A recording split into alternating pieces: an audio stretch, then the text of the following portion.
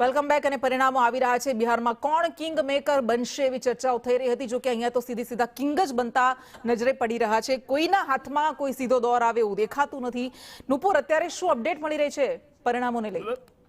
Krishna, update અત્યારે બહુ જ ઇન્ટરેસ્ટિંગ છે। આમ તો આંકડા જે દેખાઈ રહ્યા છે એ આંકડા બહુ રસપ્રદ છે, કારણ કે 191 અને સામે 49 એનડીએનું ગઠબંધન 191 છે અને એની સાથે મહાગઠબંધન 49 પર સમેટાતું દેખાઈ રહ્યું છે। પણ આ બધાની વચ્ચે કેટલાક રસપ્રદ ફેક્ટર એ પણ છે કે મહાગઠબંધનમાં અંદર પણ જબરજસ્ત કોમ્પિટિશન છે। બીજેપી અને જેડીયુની વચ્ચે જે કોમ્પિટિશન દેખાઈ રહી છે એ જબરજસ્ત દેખાઈ રહી છે, કારણ કે ક્યારેક બીજેપી આગળ થઈ જાય છે, ક્યારેક જેડીયુ આગળ થઈ જાય છે।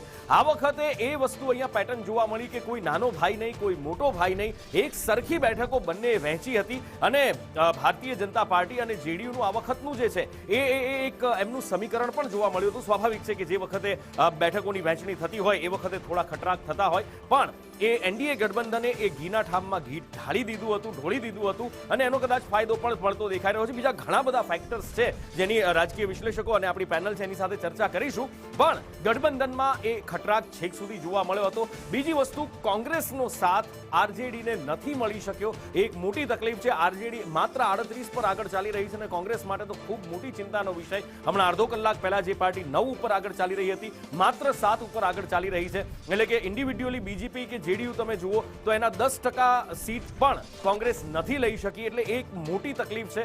રાહુલ ગાંધીએ જે લોકસભાની ચૂંટણી વખતે સંવિધાન બદલ દેંગે એક વાત પકડી હતી, એના ઉપરથી અત્યારે વોટ ચોરીની વાત પકડી। કદાચ એમને એમ હતું કે આ વાત લોકો સુધી પહોંચશે, લોકોના દિલમાં જશે, પણ એ જે લોકસભામાં કરી શક્યા અહીંયા વિધાનસભામાં કૃષ્ણા કરી ન શક્યા અને એનું આ પરિણામ કોંગ્રેસને કદાચ